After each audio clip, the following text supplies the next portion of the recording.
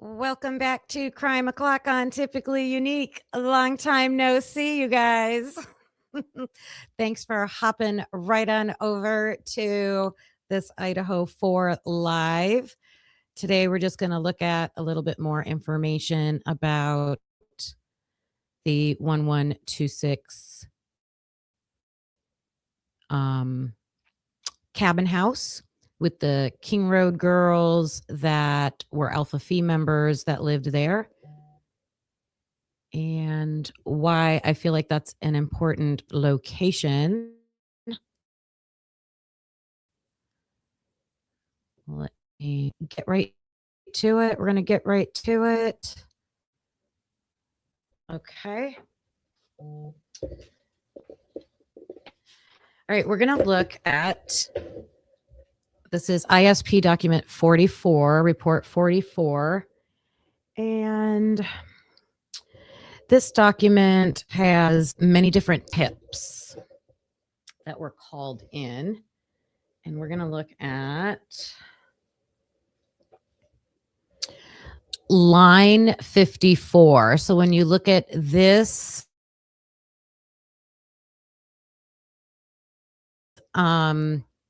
report, it just, every line is numbered. Okay. Now, this is what they have written as a report from Mason Barstow. We have Mason Barstow's video interview. Okay, you can check out Connor's channel. We've played it on here before. Logan might have gotten that one. I looked for it the other day, and I think it might have been Logan that actually got that one, but either Christie's Chaos, Connor, Logan channels were probably the original ones that got that interview. It was a long interview. It was a decently long interview, and we're going to look and see how much did they write down out of that interview. I will also say it was a heavily redacted interview. There was a lot that was silenced as far as the audio, and it was also a blurred video. So we were not allowed to see Mason himself, and we were not allowed to see the investigators that were questioning him. And when you watch that interview, there's a lot of funny stuff going on with the camera footage. That's all I'm going to say about that. All right, line 54. On December 2022, Detective Brown and Sergeant Hopkins interviewed Mason Barstow about his whereabouts.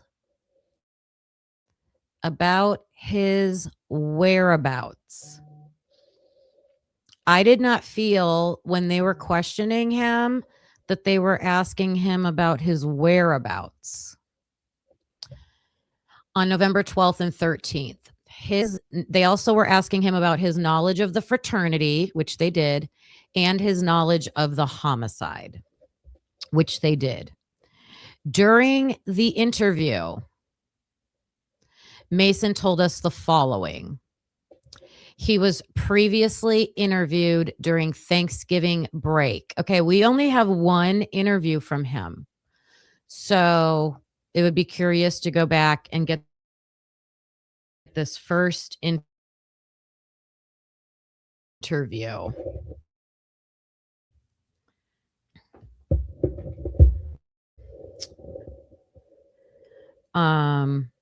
So we only have one interview.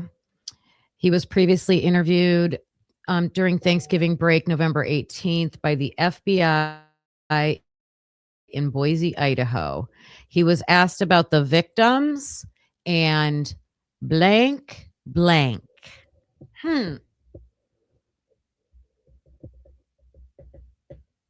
Who's this? He was asked about the victims and someone we're not allowed to know. Who do you guys think this is? He was asked about the victims and blank, blank. Who's this?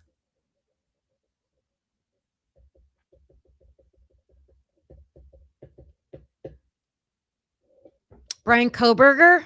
I doubt it. I doubt it. So who is this other obviously suspicious person, or I mean someone someone on December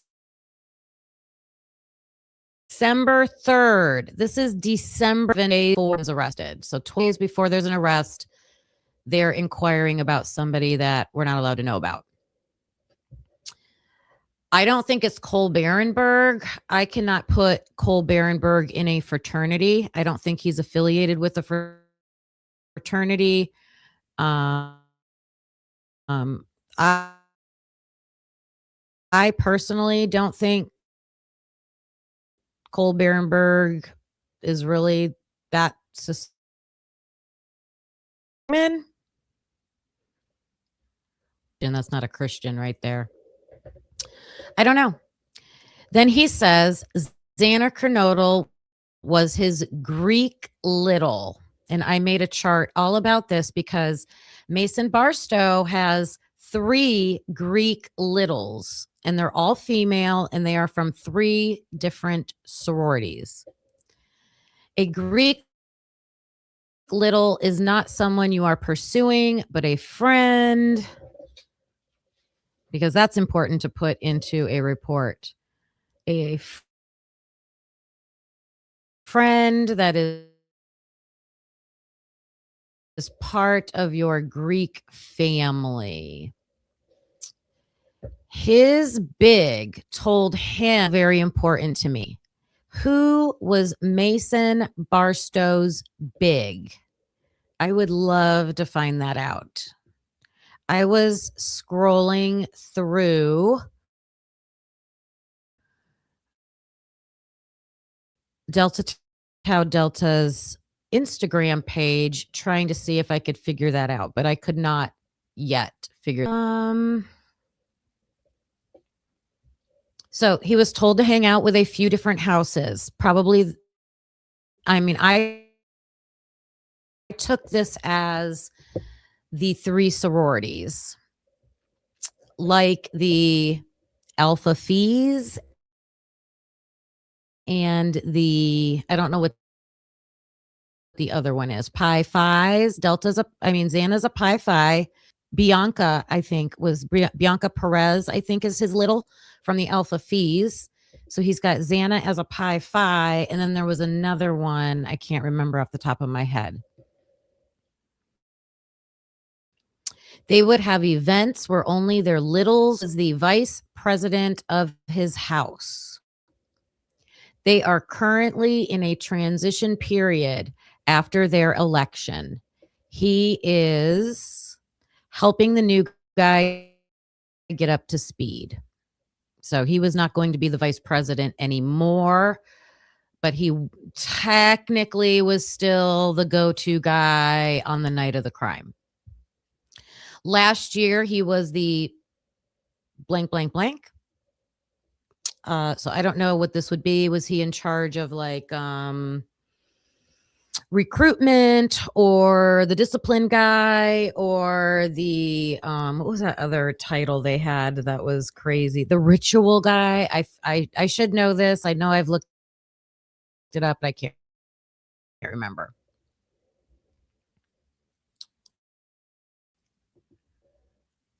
Looking at your comments real quick.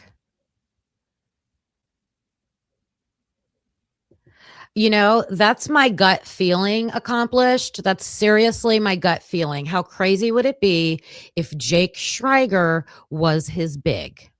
Like, that would just be the most coincidental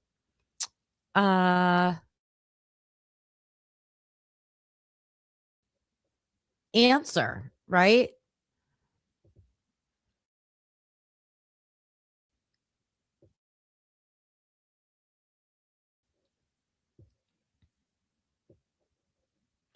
Where we go?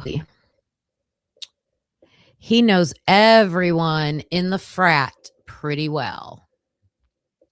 The house gets a little cliquey based on pledge classes. So, like, every year, there's a group, and that group, um, hangs together,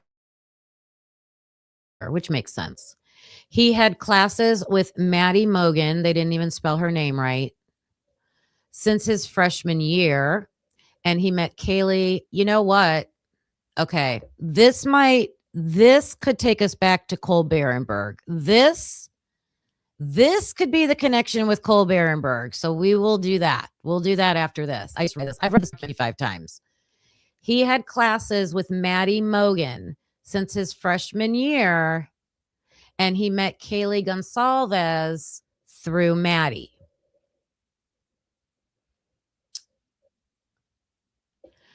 Maddie had been dating Jake Schreiger for a little while. Blank was his blank in the fraternity. Who is this? Is this Jake? They were just talking about Jake. I don't know. We are not allowed to see it. We're not allowed to see it. Blank was his big in the fraternity. Blank was the one who told him he was going to Little Xana. This is so interesting to me. Mason got told, you will make Xana Kernodle your little, whether you want to or not. Isn't that telling, you guys?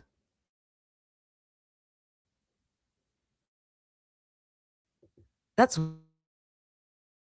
weird.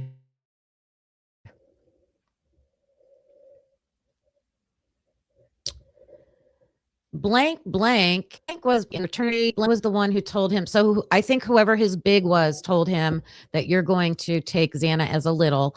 Blank, his little blank is taking over for him as the vice president. I mean, he was the vice president. So he also has, so there's a name here. So we could figure this out. We can figure out this name because his little became the vice president in like the winter of 2022. So if we go back and look at the executive board on Instagram in 2022 in the wintertime after Mason Barstow's done, we could find out who his little is. Maybe they keep turning over the same position. Who was the vice president before Mason Barstow? That's interesting. He knows pretty well. His little is going to graduate at the end of the spring of 2023. So we can take all this information and figure out who this is eventually. He and Kaylee started talking about a month prior to the homicide. So Mason Barstow had been talking to Kaylee in October. So talking to Kaylee in October. She would come back with him and stay at the fraternity. Sounds more like hooking up than a relationship, which is fine.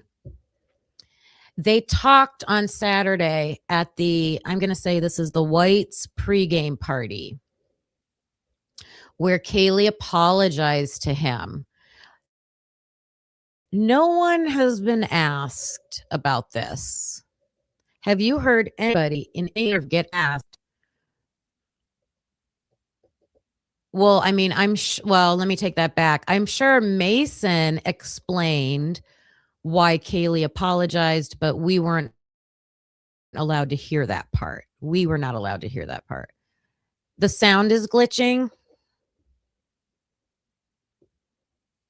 Let me try something.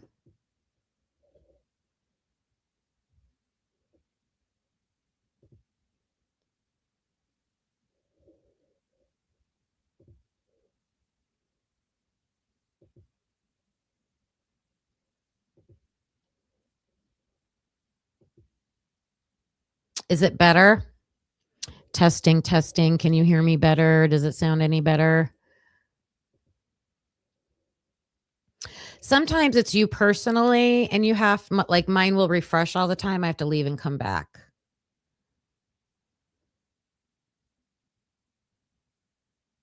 It was in person. It was in person. Okay, I'm gonna it's better. Okay, good. I had 2 StreamYards open. I closed one of them. I'm bouncing back and forth from live to live today. All right. Oh, someone just brought up a text. Here it says, okay. So they were Mason and Kaylee were physically together at the Whites pregame party. Kaylee apologized to him and wanted to go to the game with him. And remember, Ava, somebody who just had an interview, said she tried to get Kaylee a ticket to the game, but then Kaylee ended up not going. So they must have been trying to get a ticket to the game, and she wanted to go with Mason. But he had already had plans to go to a sorority formal that evening with Mia Darwood. I remembered her last name, everybody. Mia Darwood.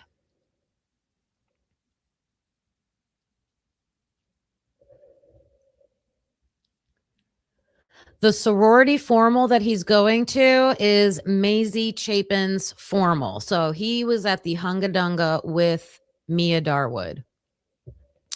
Kaylee texted him that night and he ignored it.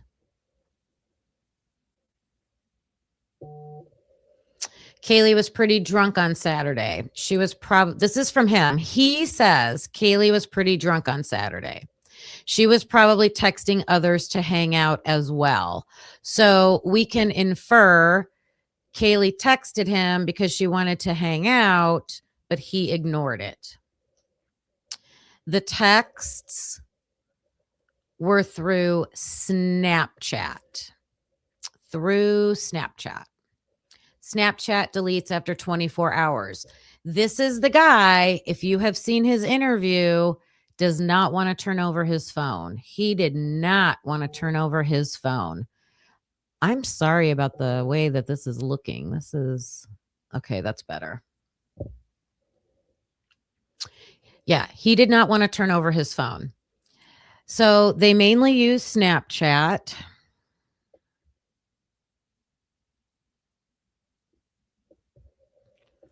They will create large 40-person groups on Snapchat to communicate.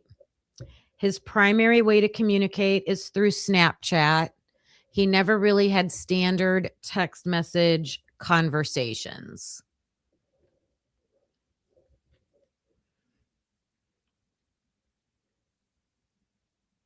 I think that's pretty telling. To me, that means you don't want stuff on your phone. That just means to me you don't want stuff on your phone. How else are you supposed to look at that? I don't know. Blank blank is still a blank and lives by himself. This has to be Jack Showalter. Jack Showalter is still adult and lives by himself on he lives at the Queen Apartments. He was out of the picture on Saturday because of being at the formal. Back to Mason. This is talking about Mason. He usually knows where the guys are going to be and where they are comfortable going. So this is interesting. Now this makes me want to go back and listen to his interview. And at some point in the interview, to know that they're talking about Jack Showalter, probably talking about Jack Showalter. He usually knows where the guys are going to be and where they are comfortable going. His frat is comfortable going to Xana's house for a party.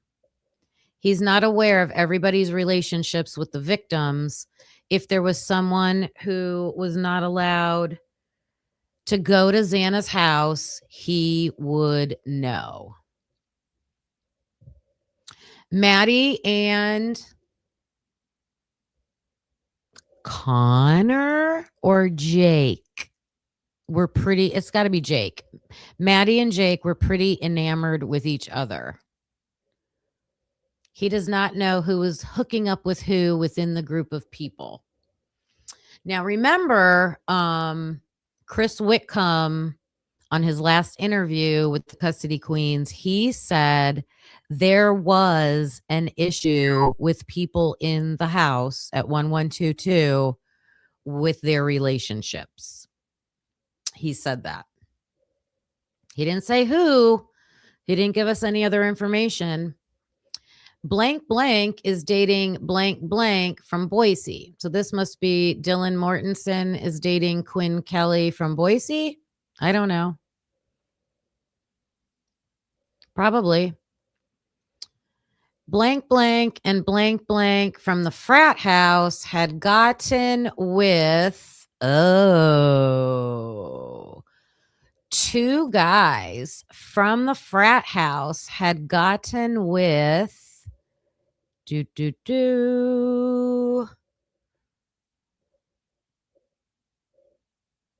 Madison Mogan, Bethany Funk. Maybe this is two guys with Bethany. I'm strictly just using the length of the boxes. And since they're talking about Dylan here, it makes sense they would talk about Bethany here. So this is just my best guess. I'm just guessing. So one is Kai Davis, and who else? Does anybody have a photo of another Delt with Bethany?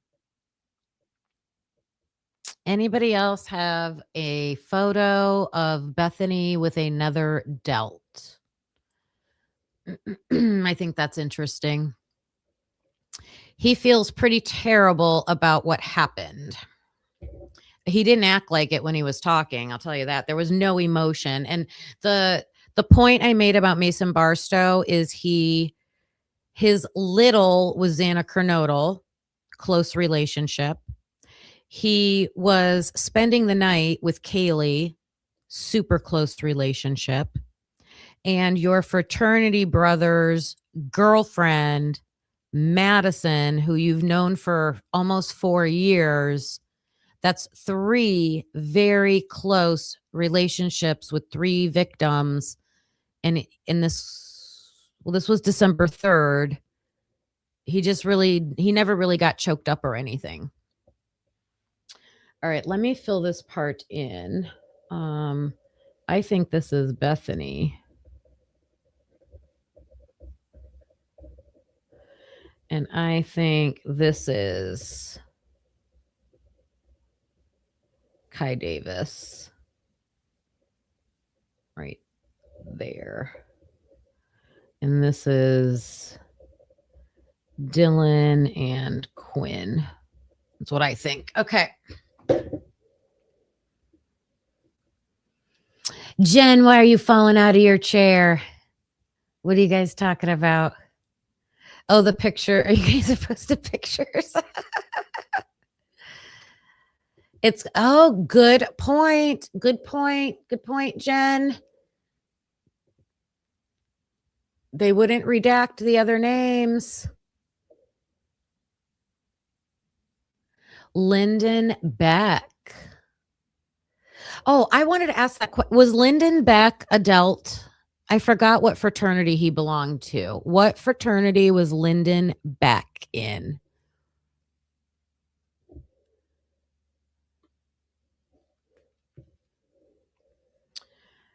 Okay.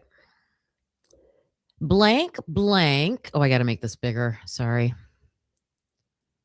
Where'd it go? There it is. Okay. Blank, blank was the last blank of the fraternity.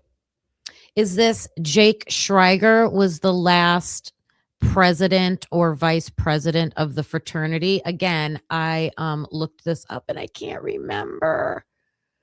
But Jake was on the executive board. I know that for sure.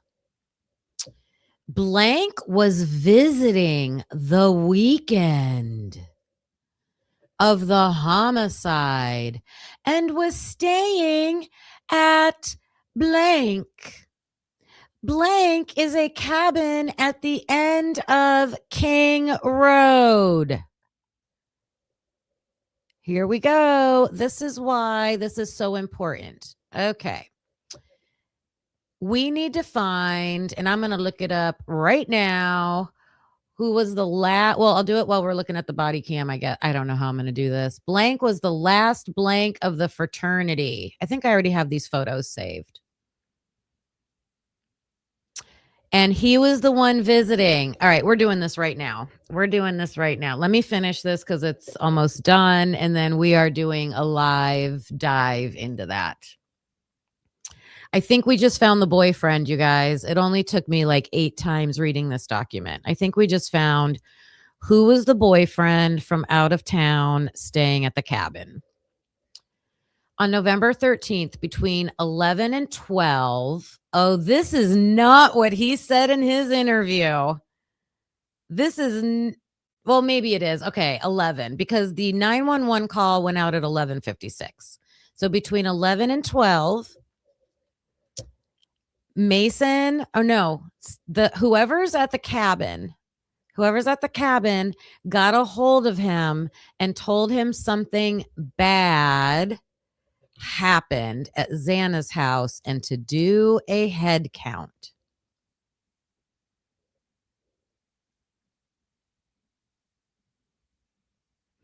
Love Tina. Oh my goodness, girl. This makes sense. Do you guys remember the cabin rumor? Oh, you guys, all we heard at the beginning of this case was Jack Showalter went to his parents' cabin. Jack Showalter went to the cabin. Jack Showalter left town and went to the cabin. Different cabin? Different cabin?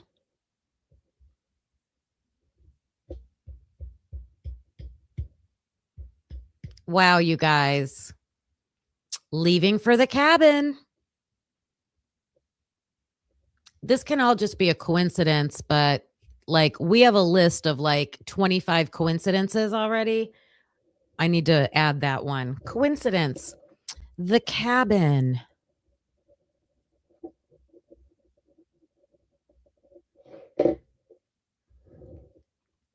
That's crazy. Nothing is a coincidence in this case. I agree. Either everything is or nothing is, because everything is such a coincidence. So this was the first thing that made me pick up on this. Like, why is somebody who's in a house calling the Delta Tau Delta fraternity house and saying, do a head check before the 911 call even happens? Okay. A head count is a sprint through the house for people to count their pledge class and make sure they can get a hold of everyone. Blank blank was the only house member they could not get a hold of during the head count because he was with the people who found the bodies. This has to be Lyndon Beck.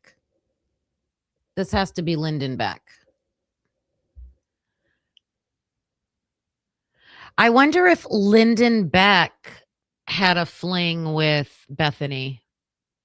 And then he was with Josie. Then he was with Josie.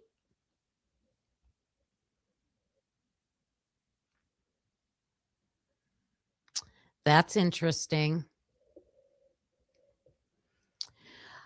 Lyndon Beck, oh no, blank blank is a member of his pledge class. Blank is a good friend of blank blank. Wait. Blank is a good friend of blank. Blank still lives in the frat house and just finished his role as another executive board person. Blank was present during the head count. So I'm not I don't know who this is.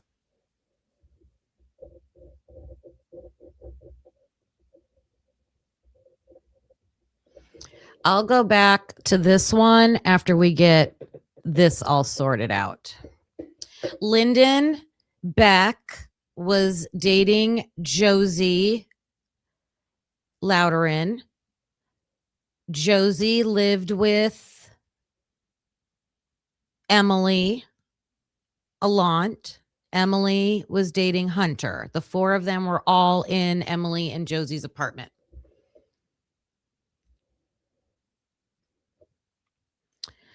He said they were all at when they went to the police station. So he was saying right here,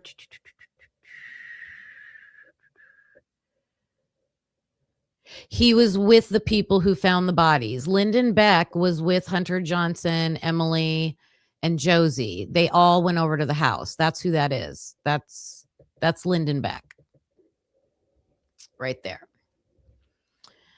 All right, I'm going to come back to line 85 and work on that later. Blank is known as a night owl. They don't usually see him until noon.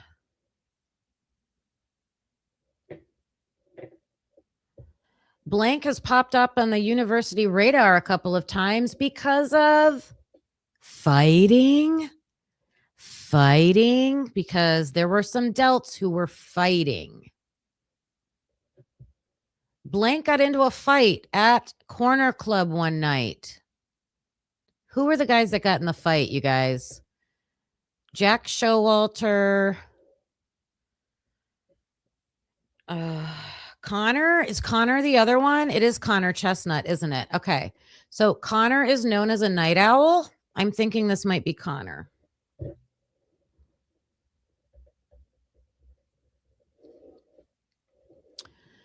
They don't usually see him until noon. If this is Connor. Connor has popped up on the university radar a couple of times because of fighting. Connor got into a fight at the Corner Club one night. Connor just recently, approximately 3 or 4 weeks ago, got into a fight at one of the formals. Didn't we think that was an Alpha Phi formal? Thank you, Simply Kayla Nicole.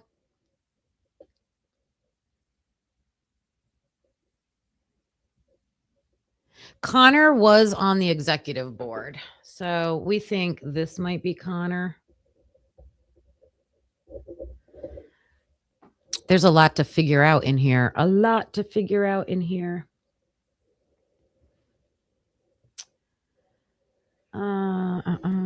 I do know that we have an interview where someone explains this fighting. All of them were at the Corner Club and nobody saw the altercation. Of course, nobody saw the altercation. The university is still looking into the fight at, I think this is an Alpha Phi formal event. I don't know, or Pi Phi, one of the two. He was gone on the weekend of the formal. It looks like Blank was in the wrong place. Oh, Blank was in the wrong place at the wrong time and got caught in the middle of the altercation. He recommended to the university that Blank write apology letters to the university and to this is Alpha Phi, because he was talking about his cousin. I think it's Mason Barstow's cousin was the president of Alpha Phi. And someone just showed who the president of Alpha Phi was. Was that who was the president of Alpha Phi, you guys? Was it Josie or Natalie or Zoe? The president of Alpha Phi, I think, is in the interview. I think Mason says it's his cousin. I think we can hear him say that. So what Mason did was he just went over and he had a conversation with the president of the sorority, and they just came to an understanding, and he said, "Hey, I'll just have that guy write an apology letter." The Delta Tau Delta House is now waiting to hear if they are on suspension or not based on the formal.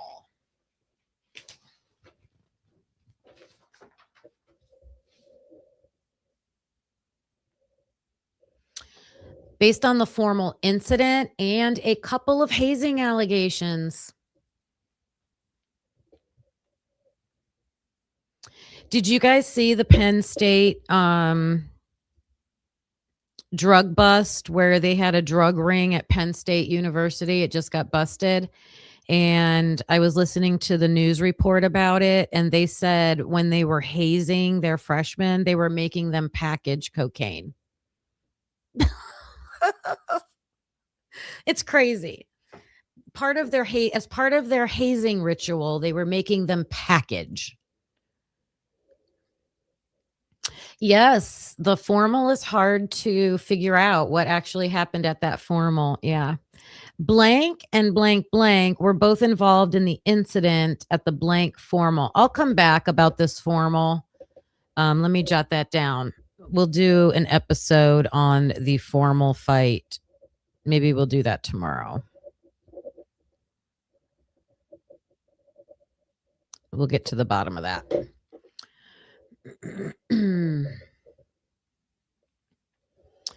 Oh, and these two Delta Tau Delta members are knocking on death's door. They will probably get cut from the chapter. Blank was the one who instigated the altercation. The frat house has a general door code to access the house. The door code needs to change more. I think now they're talking about the 1122 house. It needs to change more frequently. They also have a couple doors. Oh, no, he's talking about his fraternity. They also have a couple doors on the first floor. They blank. Leave open? I don't know. Both blank and blank have been in the house for 4 years and are on their way out of the house this spring. So these guys are all seniors. These guys were all seniors. Hi, Coco. Blank and blank have also been told to not go out with them for a while. His other little sister is either Bianca or, oh my God, I can't remember. I have them written down somewhere.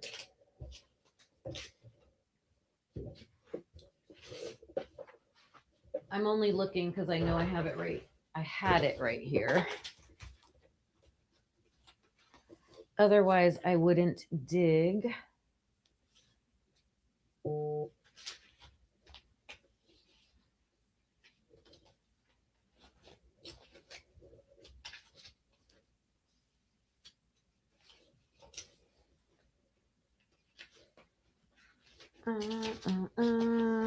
I'll find it after the show, and I know it's sitting right here. I know it's sitting right here. Anybody in the chat say it?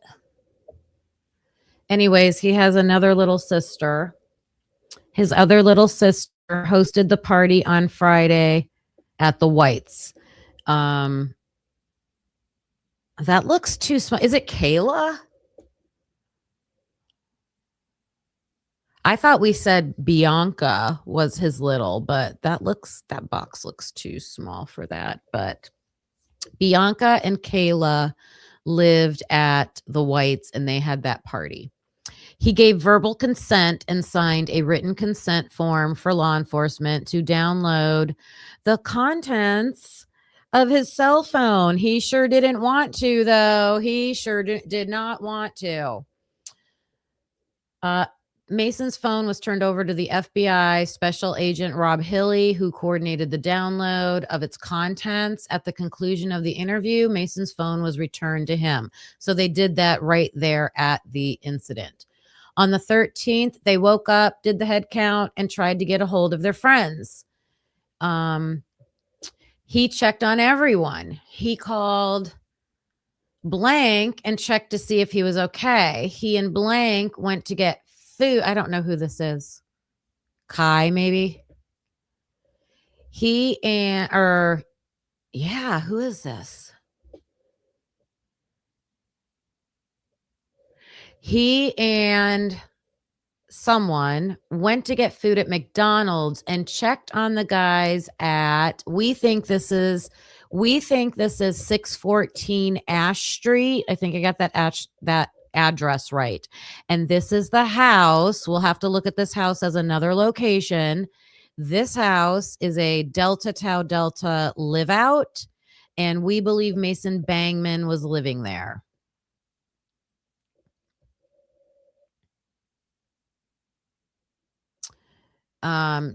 Blank, check on the guys at blank.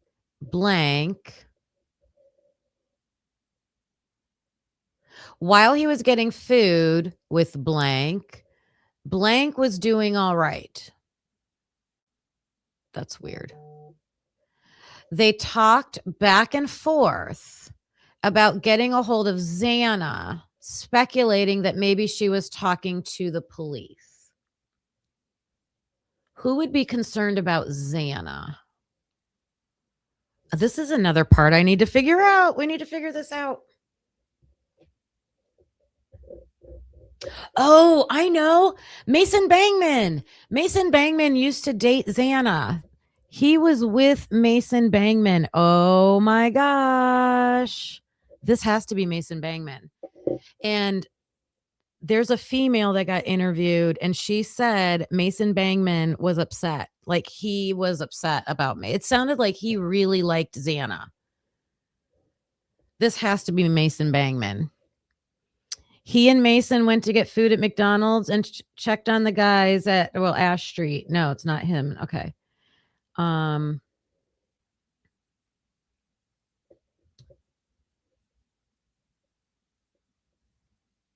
I think there's some words left out here. This doesn't make sense. They tried to stay positive, but this has to be Mason Bangman. At 3 or 4, they got an update from who's this? That 4 people were dead. Why does this have to be redacted? Who did they get an update from? If this is redacted, hi, woke up 1984. If this is redacted right here, is it a person? Is it law enforcement? That 4 people were dead at 3 or 4 in the afternoon. The families didn't know yet. If this was a vandal alert, why is it blacked out? By Monday morning, everyone had gone home. He was talking to blank that day and was into some Snapchats with others about what was going on. Blank and blank are the 2 main houses he hangs out with the most. Blank stayed over with him at Mia Darwood stayed over with him on Saturday night. Mia was in his room with him all night. Mia is a Kappa Alpha Theta, I believe, is their sorority. He was at the party at the Whites until about 4 p.m. Then he went to sober up so he could go to the formal with Mia. The formal was held at the Hunga Dunga. They got back to the fraternity at about 11 p.m.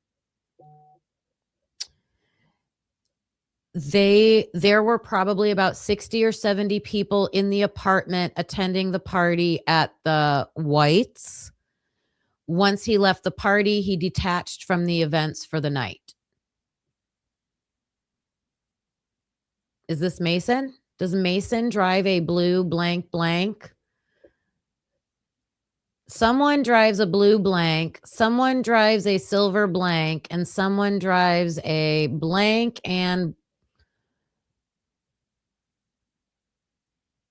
what's this? Someone drives a bus, someone drives a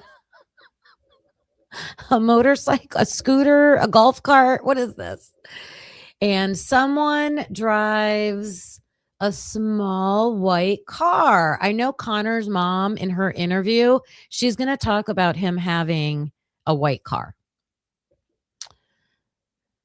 All right, that was Mason Bangman, a school bus.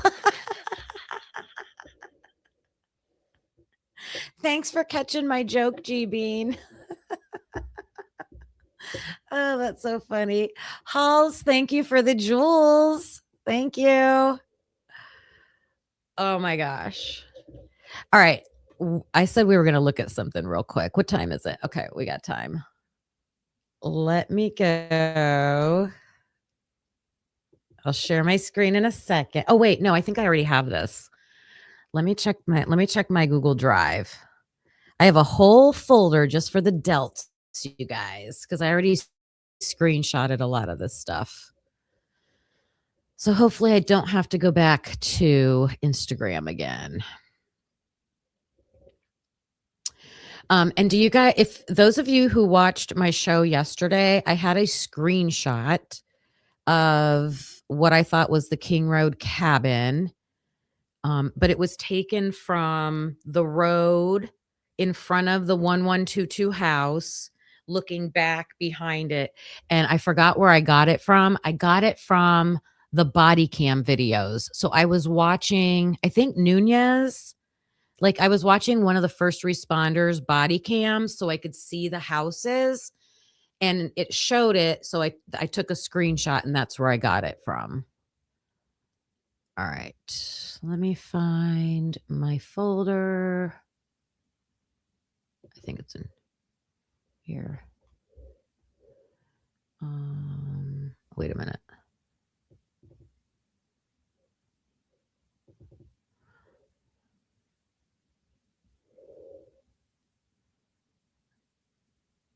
Everything I have in here is the delts. We should just look at all of these.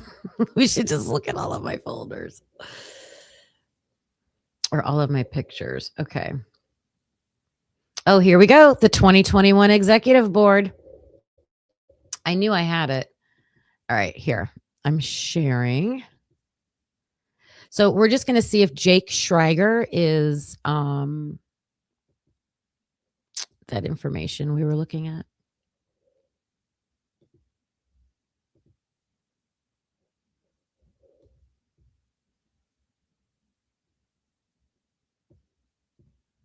All right, wait a minute. I should have the names. Do I have the names?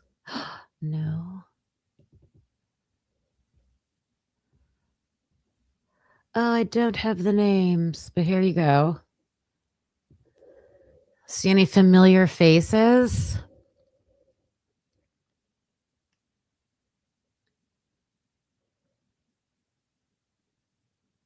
This is the 2021 Executive Board. Wait, Barstow should be in here. I don't even see him. Maybe this was the year before. Here, I have another one. Here we go. This one has the names. This president is George, and Mason's the vice president. Connor Chestnut's the secretary. So this is Mason Barstow that we were just talking about with the black on black. Black on black. There's Connor Chestnut. This is this Kai Davis over here to the left? Who is that? Hudson Manny. No. I might have to come back with that.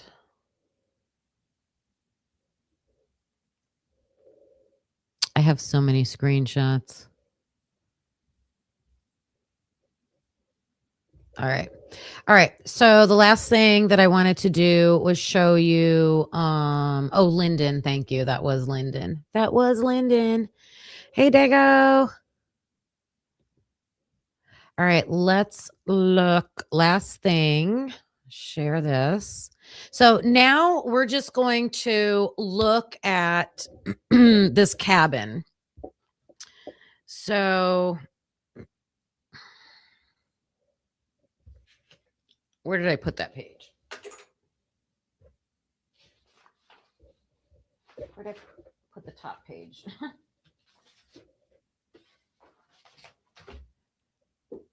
It fell. Whoever was staying at this house. What did I do with my top page, you guys? It was just here.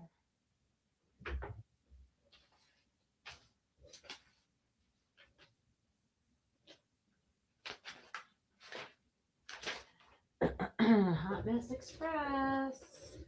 Give me 1 second. It fell or it flew.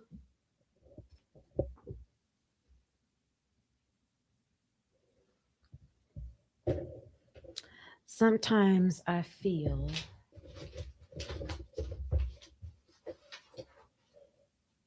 there it is.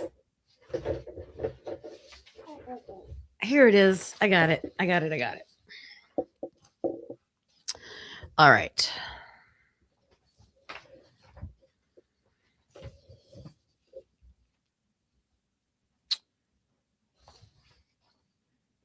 I want the second page.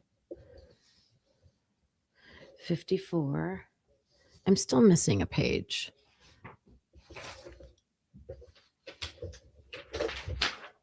Here it is. Okay.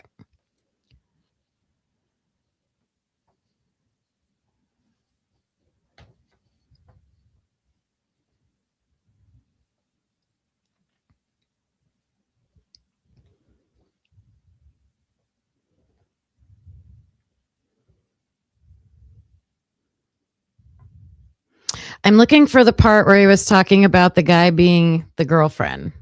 I mean, the boyfriend.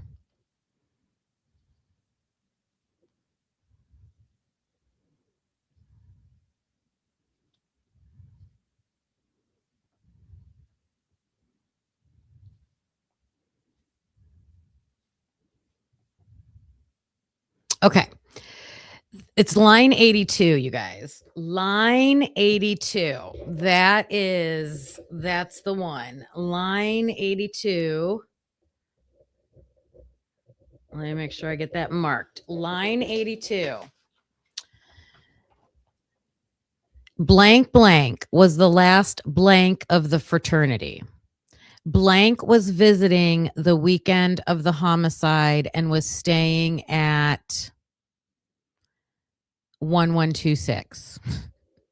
1126 is a cabin at the end of King Road.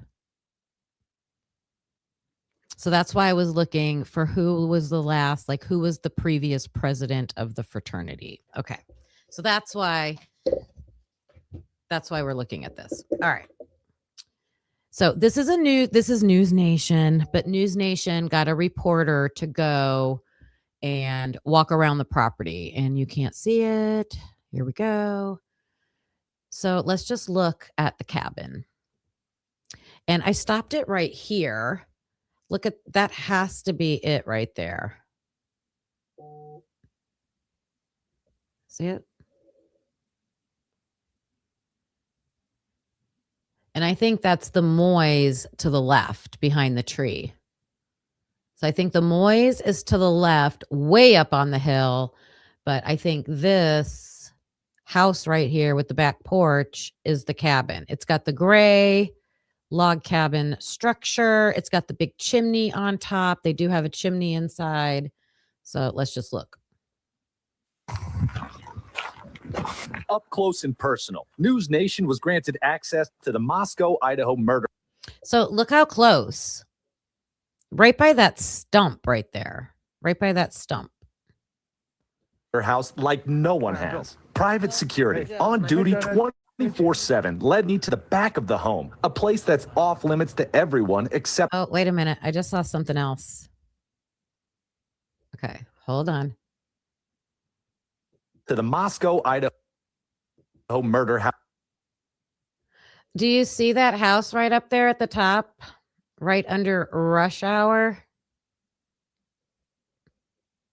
House like no one has. Private security. On duty 24/7. 24/7 led me I'm just trying to catch the houses. to the back. Right there. Look at that. Do you guys see that? Right next to News Nation exclusive. What is that?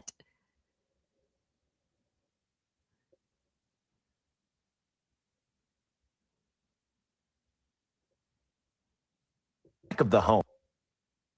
Right there. Right under News Nation exclusive. I need to screenshot this. And then I'm going to forget where I screenshot it from. Oh my gosh. Screenshot. I cannot see your comments right now, but I will be there in 1 second to look at it. I should do this so I know where I got it from. I just feel like houses are popping up all over the place, like random places. Like, what is this?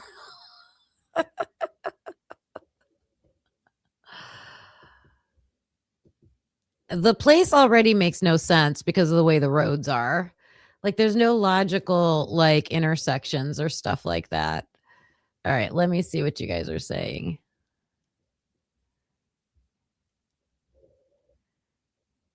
Let's see. I thought the Moys, I do too. I think it's in the location of the Moys, but I thought theirs was like a 1-story thing, but I don't know. Maybe not. Maybe not.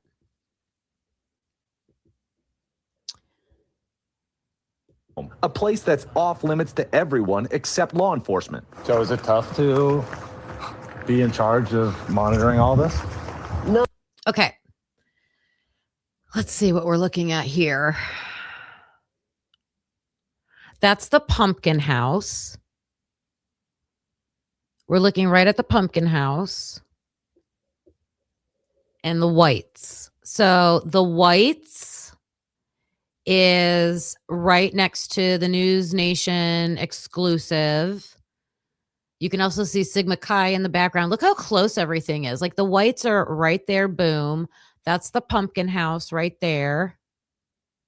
Oh, just make sure no one comes back here is really all the, maybe the not. main thing that we're in charge of. Yeah. What's the look at this house is like right there butted up against it. I think that's the Shark Tank. But as you can see, it's not fenced. I don't know. This is so weird. Hold on. What's this gray house? Is that across the street? What do you guys think that bluish gray house is? Straight ahead. Did Mason have a doodle dog? Not that I know of.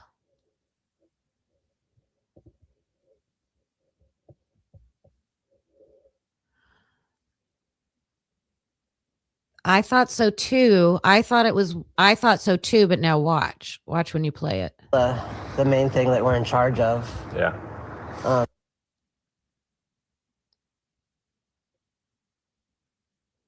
There's like 3 different roofs. 1, 2, 3. There's like 3 different roofs right there. But as you can see, it's not fenced in, so, you know, people can walk around and take pictures. These private guards work 12-hour shifts every day. When a shift swap occurs, the guards will run a perimeter check, making sure the crime scene hasn't been tampered with. They allowed me to approach the door. Okay. I think that's the cabin right there. Jack D's house is the white one to the right where my arrow is. See my arrow? This is the Shark Tank. Okay, so this makes sense. So it would be 1112 pumpkin house that we can't see. This is the Shark Tank. And then this would be the cabin. And the cabin is, oh, wait, that is not Jack D's house. That's that other house. Jack D's house is straight across from the cabin. Look how close that is. It's right at that fence. It's like right at that fence. What do you guys think about that? But they didn't see or hear anything that night. They didn't see or hear anything that night. Look how close that is. I read the interviews yesterday. So I read the interviews of the girls that lived in that house at that time, and they said normally they hear everything. Like they can hear conversations.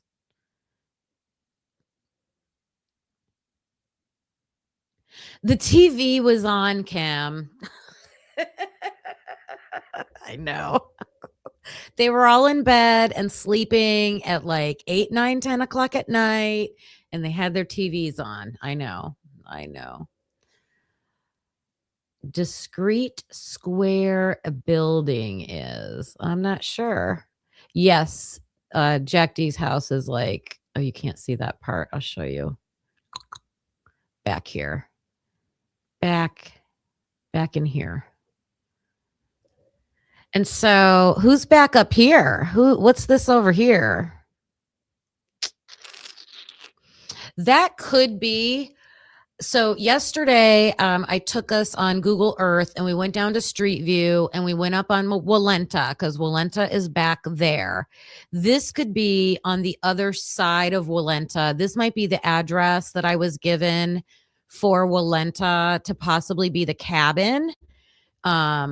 This doesn't have the log cabin look to it. And the reason we can see it is because it's almost winter time and all the leaves have fallen off the trees. So clear view back there. So yeah, I think that's across the street of Walenta. Where accused murderer Brian Kohberger allegedly entered before carrying out the massacre of 4 University of Idaho students. It's a scene frozen in time. The backyard littered with reminders of the fun these college kids once had. But obviously the big change here, everything boarded off. Windows, doors. This is presumed to be the door that the murderer first used to get inside the home. Kohberger is locked up less than 2 miles from the crime scene. Latah County jailers keep him closed off, but even still, he's not completely isolated from his fellow inmates. Sources with intimate knowledge from inside the jail say a new inmate was recently brought in and immediately harassed Kohberger from afar. "I'm going to kill you, Kohberger," the source claims the new inmate shouted. It was harassment that reportedly carried on all night. Soon, the inmate turned the verbal assault towards his guards. "I will get Kohberger to kill you," the source recalls. Guards were forced to move the inmate to keep... Wait a minute. I never heard this before. I'm sorry, you guys. I just started letting it play. Holy, what? ...kids once had. But obviously the big change here, everything boarded off. Window is locked up less than 2 miles from the crime scene. Latah County jailers keep him closed off, but even still, he's not completely isolated from his fellow inmates. Sources with intimate knowledge from inside the jail say a new inmate was recently brought in and immediately harassed Kohberger from afar. "I'm going to kill you, Kohberger," the source claims the new inmate shouted. It was harassment that reportedly carried on all night. Soon, the inmate turned the verbal assault towards his guards. "I will get Kohberger to kill you," the source recalls. Guards were forced to move the inmate to keep the harassment from continuing. Well, that's odd because we have reports about those two. They interviewed those 2 inmates. So in the ISP documents, I believe, they interviewed those 2 inmates. Ironically enough, those 2 inmates, I believe, are related to the drug ring. Just another coincidence. But that is hilarious that the inmate said, "I'll get Kohberger to attack you." Oh my God. I just have to laugh at the craziness of this. I never heard that before, that the inmates said, "I'll get Kohberger to kill you," to the guards. That's crazy.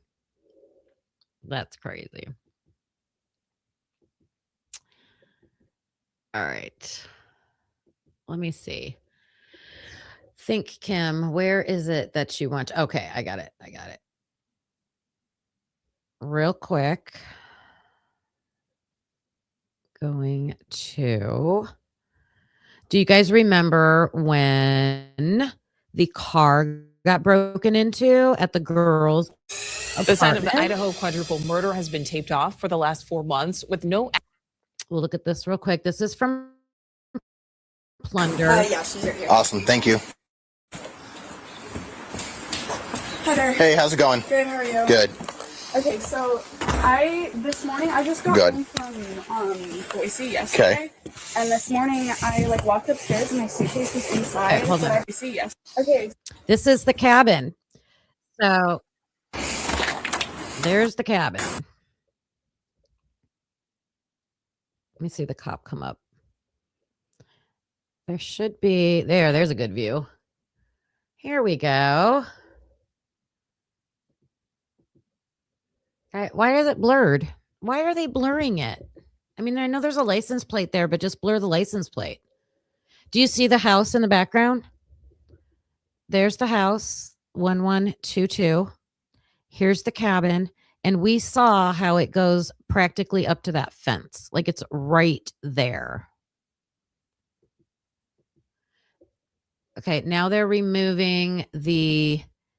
Oh, it is right there. Look, to the right, this little garage building thing, I think that's part of Jack D's house.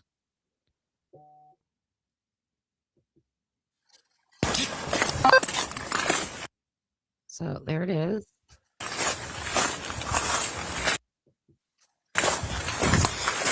Okay, yes, exactly. Here's the steps that go up. It's like they almost look like stone steps that go up.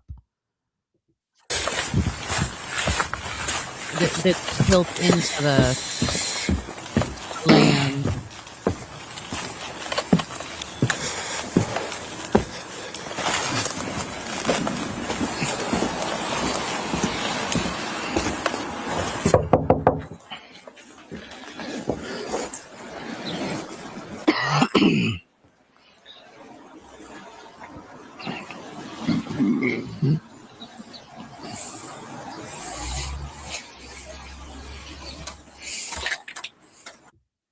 Yeah, she's right here. Awesome, thank you. Hi there. Hey, how's it going? Good, how are you? Good. Okay, so this morning I just got home from Boise yesterday. Okay. And this morning I walked upstairs and my suitcase was inside, but I remembered leaving it in my car. Copy. I was like, asked my roommate to just open the door. I was like, hey, did you bring my suitcase up? And she's like, yeah, I was. Okay, she got back from Boise. Just about everybody is from Boise, so I can't really, guarantee that connection. But according to Mason Barstow, the boyfriend from Boise was visiting his girlfriend in the middle of the road. And I was like, that's weird. Oh, your suitcase was in the middle of the road? Yeah, it was back over here. Who do you guys think this is now that we have identified the names? I had it in the back of my car. Oh, interesting. I was like, maybe I forgot and just left it out. And right. So then I take it inside and I open it, and all the stuff that I had, I locked it, I should have my keys. But all the stuff I had up here, all my pay stubs, the stuff I had in the center console, my sunglasses I was literally wearing yesterday were all shoved inside my suitcase, and it was zipped back up. And so everything that you had in your front seat was now in your suitcase? Yeah. Okay. And then there's a shoe print over here, and then there's my fuse box under my steering wheel is opened. I'll go get my keys. I just left it Awesome, thank you. Yeah. I was just trying to steal it. Why would you open the fuse box? Hot wire? I don't know. I don't know. That's odd. Who's this officer right here that we're looking at? Do you guys recognize him?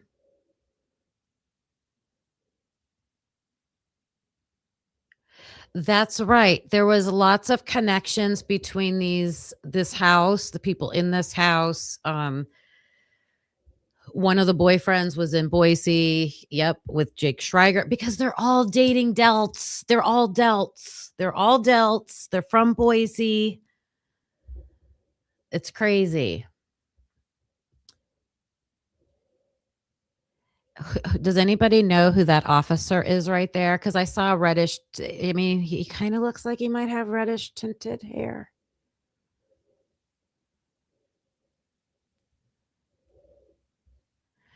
She moved into the 1112 house because of this event. I have the names right here, thanks to Accomplished Day.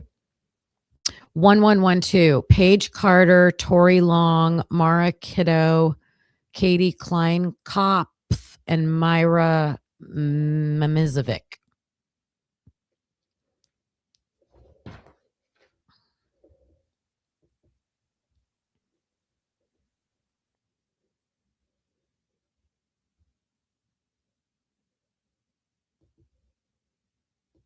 Because we've been having those vehicle thefts. Well, there's obviously no way you wouldn't pull prints off this anyways.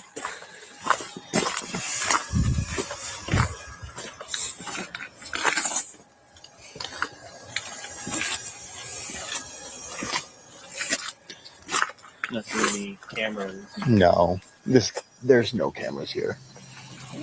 You guys don't have a Ring doorbell camera or anything like that? I just ordered one, actually. Oh, really? That's smart. I don't think any of our neighbors do either. Yeah, I'm not seeing any. But we have like a Facebook page, so I was gonna ask on there. But like over here, like they didn't take anything. Like I had. They had a Facebook page, you guys. That King Road area had a Facebook page. She just said, you know how like they have those like neighborhood Facebook pages that everybody can go on there and like complain about people blocking their driveways and stuff like that.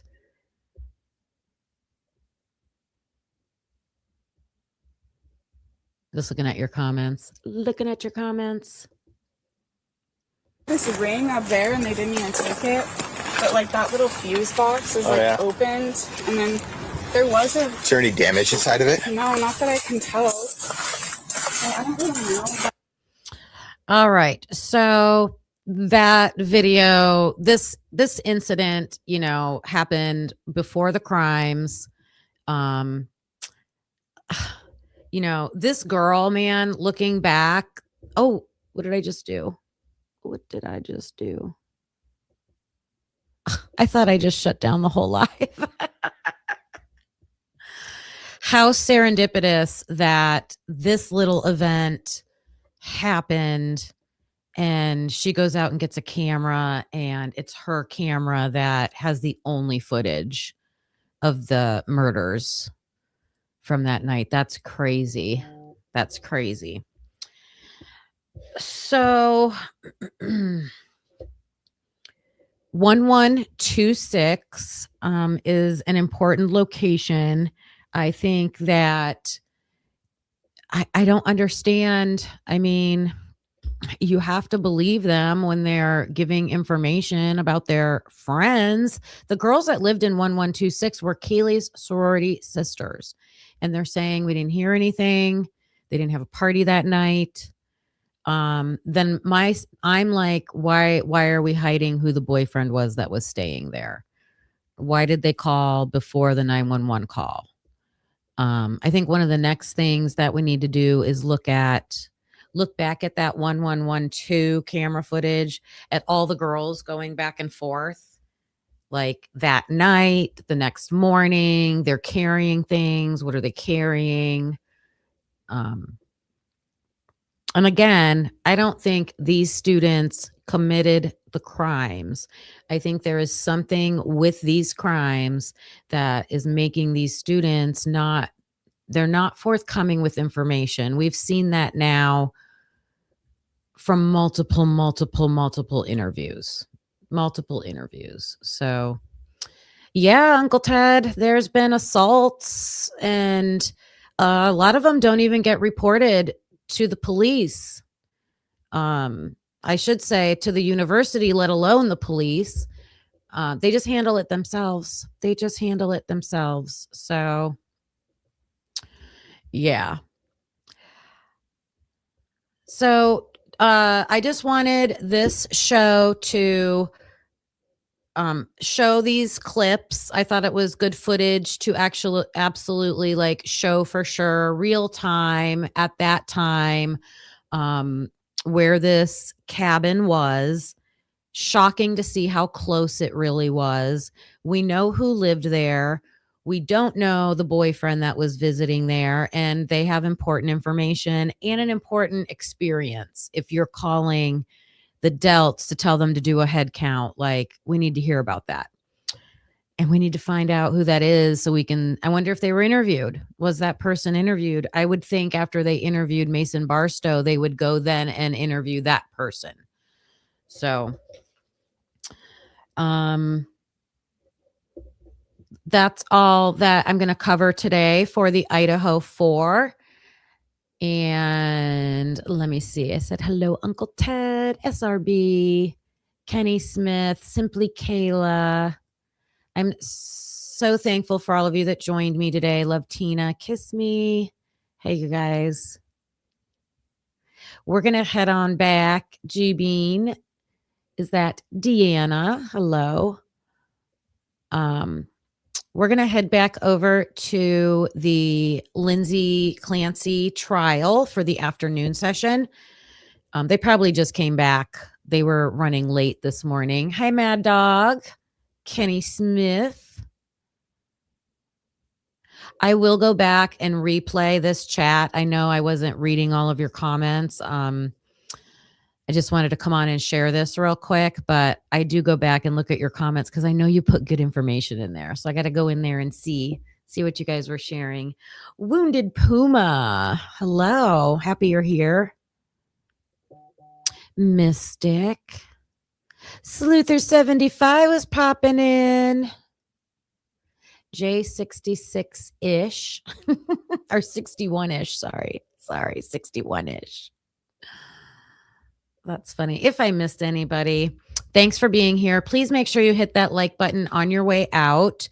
If you're watching on replay and you have any information for any of the questions that I asked or anything to add on to with what I'm sharing, if you're somebody who's watching and is like, oh my God, why do they keep talking about this case? I personally feel like I haven't seen the evidence that I don't even think they had enough evidence to have an arraignment to make an arrest.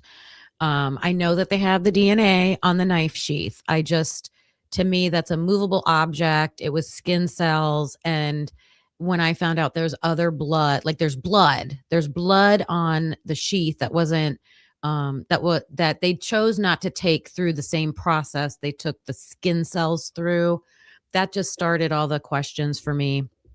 So I just feel like they have not shown me the evidence that they had the right person. I do know that plea deals can be taken by innocent people. It happens all the time. And it's curious to me. It's concerning to me that, they're not, the case was supposedly closed and they didn't release the files, and they seem to be reluctant to release the files. We're over a year after the plea deal and they still haven't released the court files, the documents. So it's a lot of questions for me. So that's why I keep covering the case. All right, you guys, have a great rest of your day and join me back in about 5 minutes for Lindsay Clancy. Clocking out. Thanks for watching, hope you felt the spark. Please hit that like before it gets dark. Subscribe, it's free and keeps us going strong. You're part of the crew now, right where you belong. Join us next time, same truth, same fire. We bring the heat and never tire. We're typically unique and proud to be a husband and wife in podcast harmony. That could be